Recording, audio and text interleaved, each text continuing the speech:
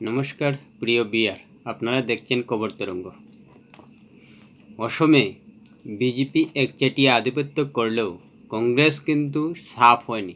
যেভাবে লোকসভা নির্বাচনের আগে অসমে কংগ্রেসকে সাফ করার কথা মুখ্যমন্ত্রী হিমন্ত বিশ্ব শর্মা বারবার জনসভায় বলছিলেন, প্রতিটি জনসভায় বলছিলেন এবং জোর দিয়ে বলছিলেন, আত্মবিশ্বাসের সঙ্গে বলছিলেন, তা কিন্তু হলো না। উল্টে বিজেপির দাপটের মধ্যেও 3টি আসন নিয়েছে বলতে বলা যায় না, বরং বলা যায় চিনিয়ে নিয়েছে কংগ্রেস। ভিডিওটি ভালো লাগলে সাবস্ক্রাইব করবেন। সাবস্ক্রাইব করলে আপনার কোনো ক্ষতি হবে না, কিন্তু আমি ভিডিও করতে উৎসাহ পাবো। আর এজন্য অবশ্যই উচ্ছ্বাস করছে কংগ্রেস এবং 3 সাংসদ গৌরব গগৈ, রকিবুল হোসেন এবং প্রদ্যুৎ বরদলৈ অবশ্যই উচ্ছ্বাস প্রকাশ করছেন গুয়াহাটি কংগ্রেস ভবনে। এটা অবশ্যই খুশির কথা। কিন্তু সঙ্গে গৌরব গগৈ এও বলেছেন যে 26-এর ট্রেলার শুরু হলো কংগ্রেসের। এটা কিন্তু গৌরব গগৈয়ের এক কথায় অতিরিক্ত আত্মবিশ্বাসী কথা হয়ে গেল। কেননা বিজেপি এত সহজে হাল ছাড়বে না। এমনিতেই 9টি আসন চিনিয়ে নিয়েছে এবং 2টি আসনও বিজেপি জোটের। 14টি আসনের মধ্যে 11টি আসন বিজেপি জোটে চলে গেছে। মাত্র 3টি আসন নিয়ে কংগ্রেসকে সন্তুষ্ট থাকতে হয়েছে। যদিও কংগ্রেস 3টি নয়, 1টি আসন নিয়ে সন্তুষ্ট থাকতে হতো। এখানে ইউডিএফ আশানুরূপ ফল না করায় কংগ্রেসের ঝুলিতে 3টি আসন গিয়েছে। তাই এভাবে এখন থেকেই গৌরব গগৈ যে ট্রেলার বলছেন সেটা কিন্তু অতিরিক্ত আত্মবিশ্বাসী কথাবার্তা হয়ে যাবে। আর এতে বিজেপি কিন্তু আরও সতর্ক হয়ে যাবে। একটা কথা পরিষ্কার বলে দেওয়া যায় যে জোরহাট কিন্তু কংগ্রেস পেত না। যদি গৌরব গগৈ ধরে নগাঁওয়ে লড়ার ইচ্ছা প্রকাশ করতেন, তাহলে কিন্তু প্রদ্যুৎ বরদলৈর কথা না মেনে হাইকমান্ড গৌরব গগৈকে সমর্থন করত। কিন্তু গৌরব গগৈ মানসিকতার পরিণতভাবে রাজনীতিতে যে অনেকটা পরিণত হয়েছেন সেটা পরিষ্কার হয়ে গেছে জোরহাটে জিতার মাধ্যমে। তিনি যে একজন কংগ্রেসের একটা ফিগার হয়ে গেছেন রাজ্যে, সেটা জোরহাটে জেতার মাধ্যমেই পরিষ্কার হয়ে গেছেন। বিজেপির তরফ থেকে তাকে হারানোর জন্য অনেক চেষ্টা করা হয়েছে, কিন্তু গৌরব গগৈ নামেই একটা আলাদা পরিচিতি রয়েছে, যার কারণে তিনি সেই নাম ব্যবহার করে জিতে আসতে পেরেছেন।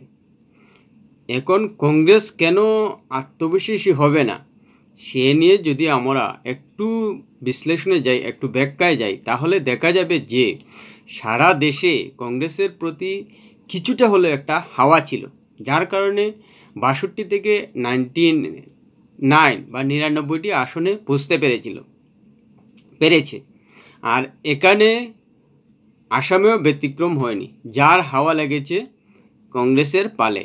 আর এখানেই আসল মারটা খেয়েছে ইউডিএফ। এমনকি ইউডিএফের সুপ্রিমো বদরুদ্দিন আজমল পর্যন্ত হেরে গেছেন। শুধু হেরেছেন না, বরং একটা বিরাট ব্যবধানে হেরে গেছেন। রীতিমতো 10 লাখের উপর ব্যবধানে হেরেছেন বদরুদ্দিন আজমল, যাকে ধুবড়ীতে রীতিমতো হারানো মুশকিল, এমনকি অসম্ভবের পর্যায়ে ছিল বলে মনে করা হচ্ছিল। কিন্তু রকিবুল হোসেন বড় ব্যবধানেই বদরুদ্দিন আজমলকে হারিয়ে দিলেন। এখানে অন্যদিকে নগাঁও এবং করিমগঞ্জ আসনও কিন্তু ইউডিএফের ছিল এবং ইউডিএফ ধরেই নিয়েছিল যে ধুবড়ী, নগাঁও, করিমগঞ্জ আসন তারা জিতবেন।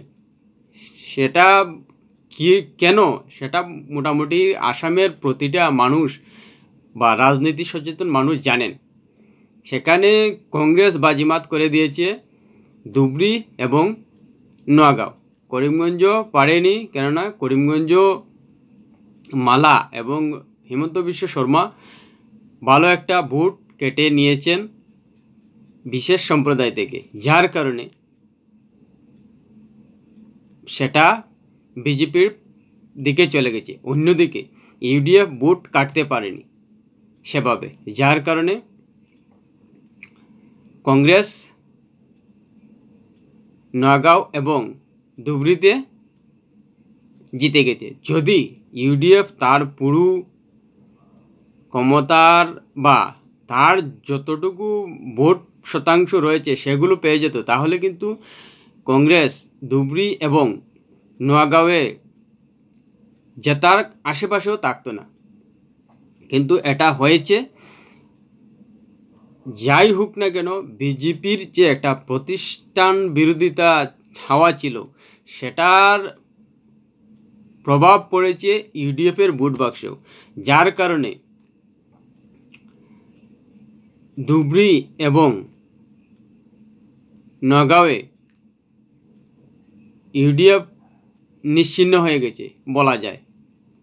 এখন কংগ্রেসের উচ্ছ্বাস না হওয়ার অন্যতম কারণ হলেও যে ইউডিএফ কিন্তু সহজে মাটি ছাড়বে না, তারাও কিন্তু পের উঠে আসার চেষ্টা করবে।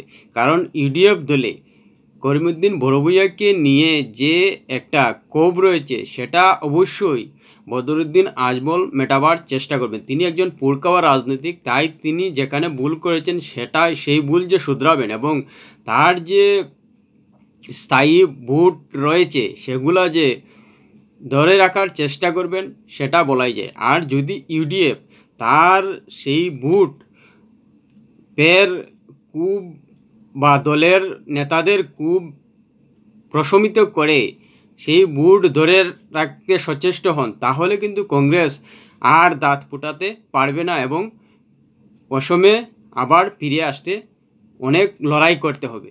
তাই এখন থেকেই কংগ্রেসের সচেষ্ট হওয়া উচিত যে অতিরিক্ত আত্মবিশ্বাসী না হওয়া, না হলে কিন্তু ইউডিএফ এবং বিজেপির যে একটা হাওয়া রয়েছে অসমে, সেটা কিন্তু সরানো মুশকিল হয়ে যাবে। অন্যদিকে লোকসভা নির্বাচনে মোদির মুখ হিসেবেই ভোটটা দিয়েছে অসমের মানুষও, যার কারণে একটা ভোট কংগ্রেসের দিকে গিয়েছে। কিন্তু যদি বিধানসভার দিকে বা বিধানসভা নির্বাচনের সময় আসে বা বিধানসভা নির্বাচনের সময় কিন্তু এই হাওয়াটা থাকবে না।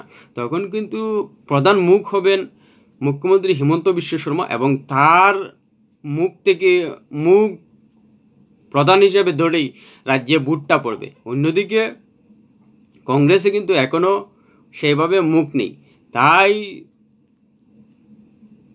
সেই দিকটা কংগ্রেসের ভালো করে বিবেচনা করা উচিত। কেননা মুখ্যমন্ত্রী হিমন্ত বিশ্ব শর্মা যেভাবে লাগাতার একের পর এক কাজ করে যাচ্ছেন এবং জনমুখী প্রকল্প চালিয়ে যাচ্ছেন, তাতে কিন্তু রাজ্যের মানুষ প্রভাবিত হচ্ছেন এবং এই লোকসভা নির্বাচনেই এটাও বুঝিয়ে দিয়ে গেছে যে বিজেপির একটা ভোট ইউডিএফ থেকে বিজেপির দিকে যাচ্ছে। এ নিয়ে কিন্তু কংগ্রেসের সতর্ক থাকা উচিত। যদি বিশেষ সম্প্রদায়ের একটা ভোট বিজেপির দিকে যায়, তখন কিন্তু কংগ্রেসের অবস্থা আরও শোচনীয় হয়ে যেতে পারে। তাই এ নিয়ে আগে থেকেই সতর্ক থাকা উচিত। অতিরিক্ত আত্মবিশ্বাসী হলে কিন্তু বিজেপি এবং ইউডিএফ যে ভুল করেছে, বিশেষ করে ইউডিএফ তো রীতিমতো মরণ কামড় দিয়ে মাটি ধরে রাখার চেষ্টা করবে।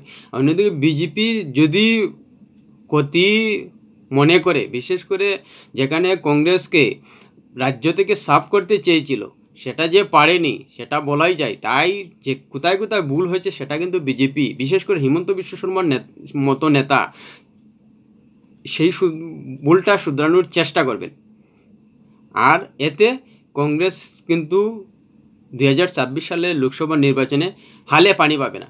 তাই এভাবে আত্মবিশ্বাসী এবং অতিরিক্ত আত্মবিশ্বাসী না হয়ে সতর্ক পদক্ষেপে সংগঠনকে আরও কীভাবে মজবুত করা যায় সেটা আশা করি গৌরব গগৈ বিবেচনা করবেন, যেহেতু তিনি এই লোকসভা নির্বাচনে নিজের পরিণত মানসিকতা, নিজের পরিণত রাজনীতির যে একটা ইঙ্গিত দিয়েছেন সেটা ধরে রেখে কংগ্রেসকে বা অসম কংগ্রেসকে সেভাবে পরিচালিত করবেন। ভিডিওটি ভালো লাগলে অবশ্যই শেয়ার করবেন, কমেন্ট করবেন।